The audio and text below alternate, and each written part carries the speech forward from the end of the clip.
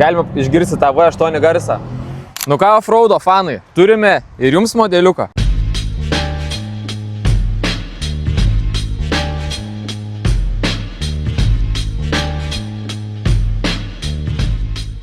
Porsche Cayenne Turbo 2006 metų, padaryta tikrai daug visokių modifikacijų, investuota daugiau nei 25 000 eurų, tad šitas Porsche'as tikrai rimtas aparatas.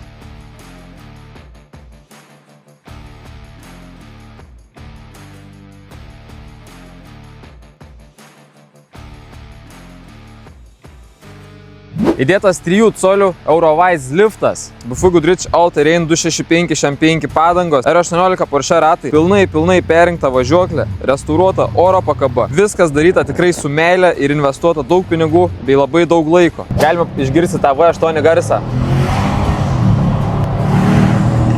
Traukia tikrai gerai, automobilis perduoda tikrai labai superinę emociją. Wow, kaip 2006 metų automobiliui salonas yra tikrai išlaikytas, labai komfortiškas, rida tik 160 000. Čia turime savo važiuoklės visus parametrus, spidometras irgi labai informatyvus, turbinos barus netrodo, multimedija. Tai žodžiu, automobilis važiuoja labai patogiai, važiuoja labai linksmai, na žinoma, tai yra ruošta offroadui, skirtas jau tikrai užkietėjusiam offroado fanatikui. Ir svarbiausias momentas tas, čia nėra tiesiog sportinis SUV ar džipas, čia yra du viename. Bekelė važiuoja kaip žvėris, o asfaltu važiuoja kaip normalus Porsche. Šio automobilio kaina 9600 eurų. Galime suteikti lizingo paslaugas, gali keisti savo seną automobilį ir gali įsigyti Mango draudimo nuo gedimų. Tad ieškai tikrai rimto džipo, šis variantas gali būti kaip tik tau.